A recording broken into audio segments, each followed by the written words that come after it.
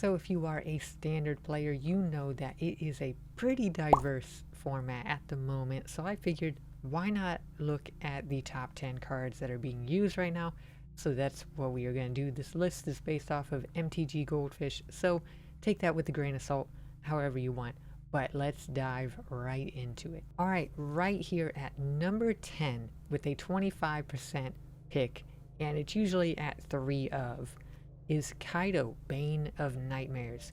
So this is the one that has ninjutsu for 3, return an unblocked attacker, you know what it is, to your hand. This card is just mean. Very, very strong. Comes out, swings. During your turn, as long as Kaido has 1 or more loyalty counters on him, he's a 3/4 ninja.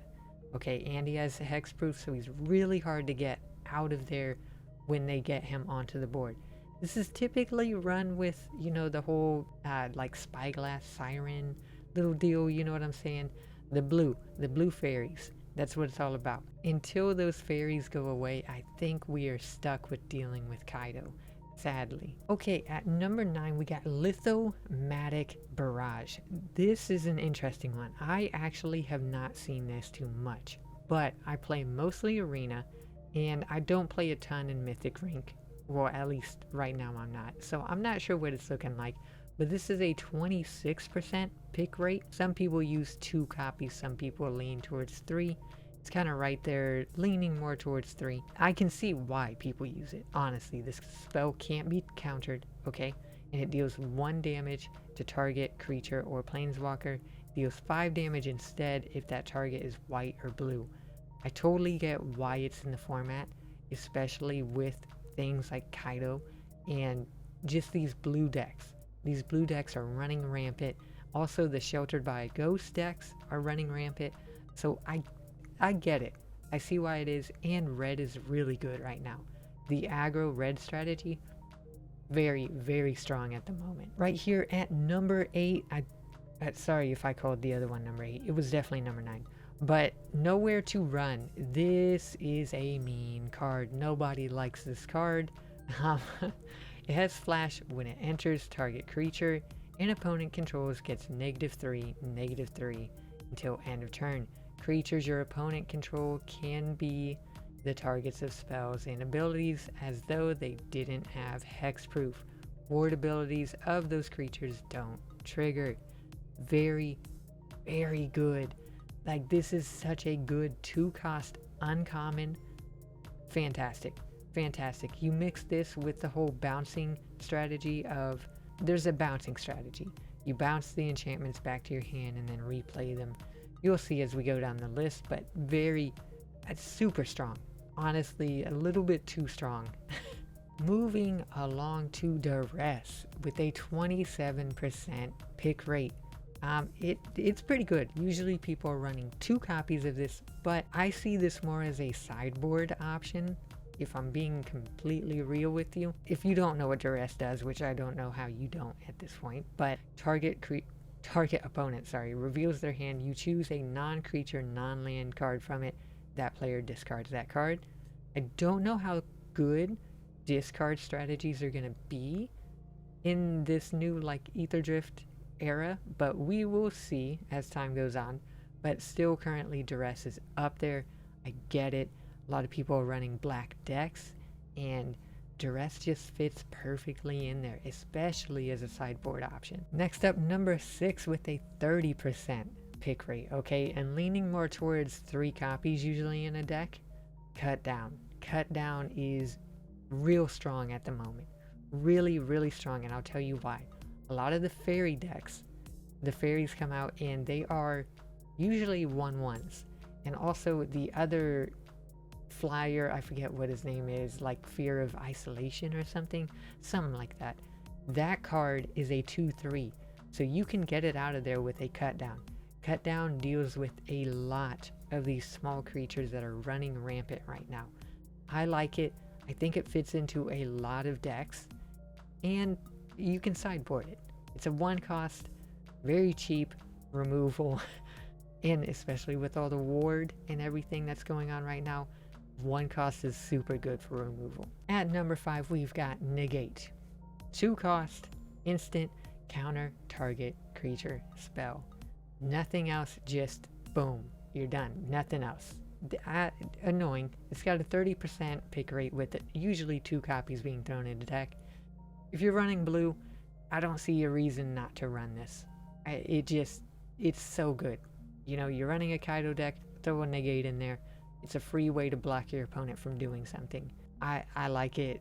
Well, I don't like it. Nobody likes counter spells, but it's good. Next up, number 4, Rest in Peace, a 2-cost enchantment. It's a mythic rare too. When this enchantment enters, exile all graveyards.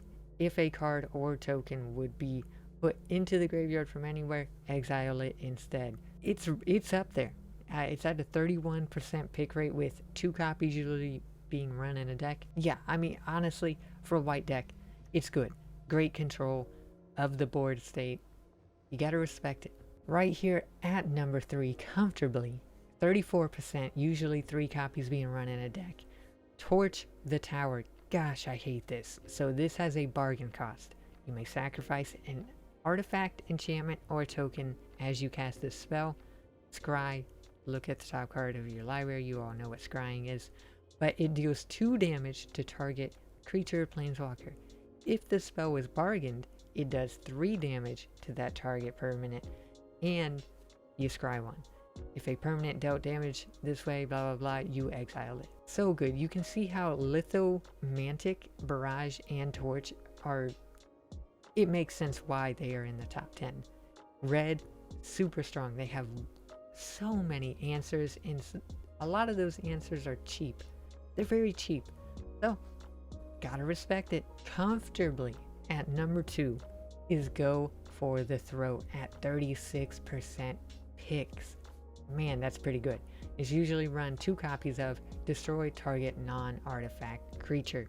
Very simple. Simple, straight to the point, goated. Very, very great removal.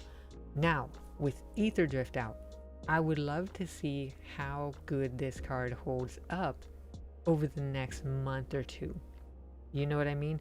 There's a lot of artifacts that are happening right now, and a lot of artifact decks that are being concocted, and you know, they're working.